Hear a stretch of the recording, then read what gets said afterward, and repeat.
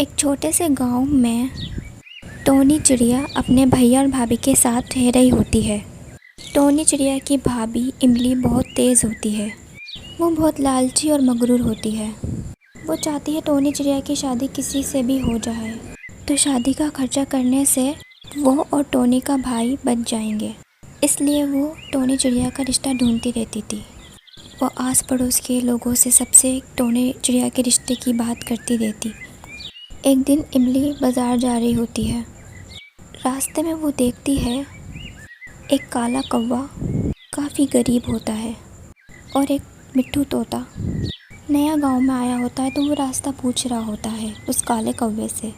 ये सब कुछ इमली देख रही होती है। फिर मिट्ठू तोता उससे पता पूछ के उड़ जाता है और काला कौवा वहीं रुका हुआ होता है। काले कौवे के पास फिर इमली आती है और कहती है, तुम्हारा नाम क्या है? तो काला कौवा नाम बताता है कि मेरा नाम भोला है और मैं बहुत गरीब हूँ और जल्दी से मुझे कोई काम भी नहीं देता। भोला कहता है कि आपको मुझसे क्या काम है। फिर इमली सोचती है कि ये तो मेरे बहुत काम आएगा। अगर मैं इस गरीब से टोनी चिड़िया की शादी कर दूँ तो मुझे उस मुसीबत से छुटकारा मिल जाएगा और ना ही पैसे लगाने पड़ेंगे और ना ही दहेज देना पड़ेगा और हमारे सर से बला भी टल जाएगी। फिर हम पति पत्नी आराम से रहेंगे। इमली कहती है भोला से, मैं तुम्हारी मदद कर सकती हूँ, पर तुम्हें मेरा एक काम करना पड़ेगा। भोला कौवा कहता है, आप जो बोलोगी मैं वही करूँगा। मेरी कहीं नौकरी ही लगवा दो, मैं बहुत परेशान हूँ। इमली घर आ जाती है।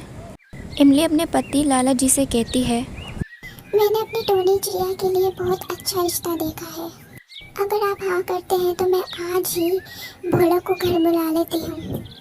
पर इमली, ये तो बताओ कि लड़का कैसा है, क्या करता है, कैसा ख़ानदान है। हमें ये सब भी तो देखना पड़ेगा ना। इमली कहती है फिर, बस आ गई ना आपके दिमाग में वही बात। तुम तो सोचते हो कि मैं टोनी चिड़िया की भाभी हूँ। अगर टोनी चिड़िया की माँ होती तो वो उसके लिए अच्छा रिश्ता ढूंढती। बस रहने दीजिए, आप तो मुझे अपना समझते ही नहीं है। भला मैं अपनी टोनी चिड़िया के लिए कोई ऐसा वैसा रिश्ता थोड़ी ढूंढूंगी। फिर लाला जी कहते हैं कि नहीं, मेरा मतलब वो नहीं था। अच्छा ठीक है, शाम को तुम भोला को घर पे बुला लो, मैं जल्दी घर आ जाऊँगा। इमली उसी काले कौवे को घर बुलाती है जो बहुत गरीब होता है और उसका नाम भोला होता है। इमली भोला को अमीर बना के लेकर आती है ताकि लाला जी को शक ना हो, क्योंकि भोला काला भी होता है और गरीब भी होता है, ताकि भोला की दौलत देख के लाला जी इस रिश्ते के लिए हाँ कर दे कि मेरी टोनी चिड़िया खुश रहेगी। भोला की मजबूरी यही होती है कि वो गरीब होता है। इमली यही शर्त रखती है कि मैं तुम्हारी जॉब तभी लगवाऊंगी जब तुम टोनी चिड़िया से शादी कर लोगे। इमली कहती है फिर, भोला की दूसरे शहर में बहुत बड़ी पोस्ट पे जॉब लगी है और भोला बहुत अमीर है। भोला, तुम्हारी पगार कितनी है? 1 लाख। इमली कहती है, हाँ, मुझे याद आ गया, तुमने बताई थी कि मेरी पगार 1 लाख है। तो फिर तुम्हें कब जाना है? भोला कहता, बस अगले हफ्ते ही जाना है, लेकिन मैं चाहता हूँ कि शादी अगले 2 दिनों में ही हो जाए, क्योंकि मेरे ऑफिस का मसला होगा फिर, और मुझे दहेज में कुछ भी नहीं चाहिए। लाला जी कहते हैं, तुम्हारे ऐसे संस्कार देख के मैं बहुत खुश हूँ, लेकिन कुछ तैयारियाँ तो हम करना ही चाहेंगे ना। टोनी चिड़िया मेरी इकलौती बहन है। फिर इमली कहती है, आप भी कैसे बातें करते हैं? हम भी बेटा दहेज लेने के खिलाफ हैं। शादी अगले 2 दिन बाद ही होगी। इमली ने भोला को सब समझा बुझा दिया था, सब समझा के लाई थी। वो बेचारे भोला को झूठ बोलना पड़ रहा था। लाला जी भी उनकी बातों में आ जाते हैं। टोनी चिड़िया की शादी भोला कौवे के साथ हो जाती है। टोनी चिड़िया थोड़े बहुत कपड़े लेके भोला के घर आ जाती है, अपने घर से विदा होके। शादी के बाद भोला टोनी चिड़िया को सब कुछ सच बता देता है। और ये है सारी सच्चाई। टोनी चिड़िया, अगर तुम वापस अपने भैया के पास जाना चाहती हो तो तुम चली जाओ, मैं तुम्हें नहीं रोकूंगा। टोनी चिड़िया कहती है, इमली भाभी ने भले ही मेरी शादी आपके साथ किसी भी तरह की हो, आप मेरे पति हो। आपको छोड़कर मैं कहीं नहीं जाऊंगी। आप जहाँ रहोगे मैं वहीं रहूंगी। मैं वापस जाके अपने भैया को और परेशानी नहीं दे सकती। फिर टोनी चिड़िया भोला के साथ दूसरे गांव चली जाती है। फिर टोनी चिड़िया भोला के साथ उस नई झोपड़ी में रहने लगती है और भोला कौवे का बहुत ख्याल रखती है, खूब अच्छे अच्छे खाने पकाती है। भोला के पास कोई काम नहीं होता तो टोनी चिड़िया और भोला कौवा जंगल से लकड़ियाँ काटते और उन लकड़ियों को शहर में जाकर भोला कौवा बेचता है और उसी से भोला कौवा का घर चलता है। एक दिन भोला कौवा और टोनी चिड़िया पेड़ काटने जा रहे होते हैं तो अचानक बहुत तेज़ तूफ़ानी बारिश हो जाती है। फिर कुछ देर टोनी चिड़िया और भोला कौवा जंगल में ही रुक जाते हैं। उन दोनों को किसी की चीखने की आवाज़ें आती हैं। वो दोनों देखते हैं कि एक मिट्ठू तोता गड्ढे में गिरा हुआ होता है पानी में, तो वो दोनों उसकी जान बचा लेते हैं। मिट्ठू तोता बहुत कमज़ोर हालत में होता है। फिर टोनी चिड़िया और भोला कौवा मिट्ठू तोते को अपने घर ले आते हैं और मिट्ठू तोते की बहुत सेवा करते हैं दोनों। और जैसे ही मिट्ठू तोते को होश आता है वो कहता है, तुम दोनों ने मेरी जान बचा के मुझ पे बहुत बड़ा एहसान किया है। मैं पेशे से एक जादूगर हूँ। मैं अपने घर जा रहा था और तेज़ बारिश हो रही थी, मुझे कुछ नज़र नहीं आया और मैं उस गड्ढे में गिर गया।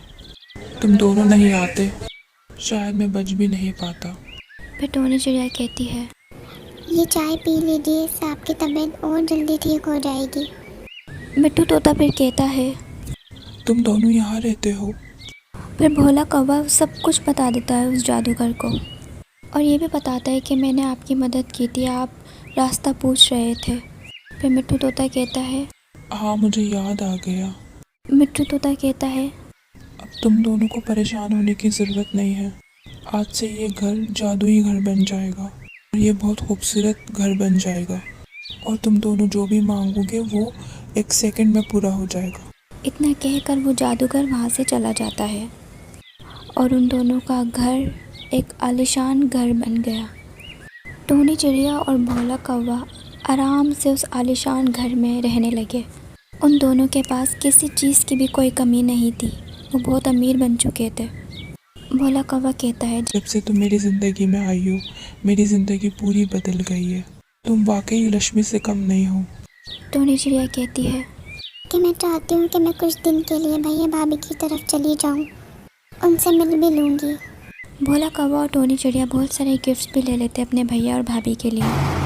फिर टोनी चिड़िया अपने भैया और भाभी से मिलने जा रही होती है। टोनी चिड़िया और भोला कौवा नई कार भी ले लेते हैं। लाला जी अपनी बहन को देख के बहुत खुश होते हैं, लेकिन इमली की तबीयत बहुत दिनों से ख़राब होती है। जो उसने काम किए थे उसकी सज़ा उसको मिलती है। टोनी चिड़िया के साथ जितना भी उसने गलत किया होता है उन सब की सज़ा इमली को मिल जाती है। इमली कहती है फिर, मैंने तुम्हारे भैया को सारी सच्चाई बता दी है। मुझे दिमाग की बीमारी लग चुकी है, ठीक होने में ही नहीं आ पा रही है। मुझे माफ़ कर दो टोनी चिड़िया। टोनी चिड़िया कहती है, भाभी ऐसा नहीं करें आप, बिल्कुल ठीक हो जाओगे आप। फिर टोनी चिड़िया अपने घर जाती है और घर में जाके वो कहती है, मेरी भाभी की तबीयत ठीक हो जाए, कोई ऐसा दवा का पंप मुझे मिल जाए। फिर टोनी चिड़िया वो पंप लेके अपनी भाभी के घर वापस जाती है। घर जाते ही वो पंप वो अपनी भाभी के मुंह में डाल देती है और वो पीते ही इमली बिल्कुल ठीक हो जाती है और इमली फिर टोनी चिड़िया को गले लगा लेती है। वो इतनी खुश हो जाती है और उस दिन के बाद से टोनी चिड़िया अपने परिवार के साथ बहुत हंसी खुशी रह रही होती है। टोनी चिड़िया को फिर 2 खूबसूरत प्यारे प्यारे से बच्चे होते हैं। एक बिल्कुल टोनी चिड़िया जैसा होता है और एक बिल्कुल भोला कौवा के जैसे, और वो दोनों हंसी खुशी अपने परिवार के साथ रह रहे होते हैं।